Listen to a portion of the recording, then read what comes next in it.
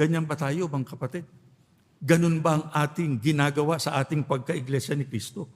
Na tayo ay kumikilos sa ating mga sarili na yung paraan ng ating pamumuhay karapat-dapat na ayon sa mabuting balita. Kaya napakahigpit ng tagubilin sa atin ng mga apostol. Bilang mga suguri ng ating Panginoong Diyos noon, yan ang itinuturo nila sa iglesia. Ano dahilan? Para tayo ay huwag mapahamak, kundi makatiyak ng kaligtasan sa araw ng paghukom. Kaya mga kapatid, suriin ninyo sandali sa inyong buhay. Kamusta na ang inyong pananampalataya? Yung ba'y nadadagdagan? Tumitibay? Tumatatag? O baka nanghihina?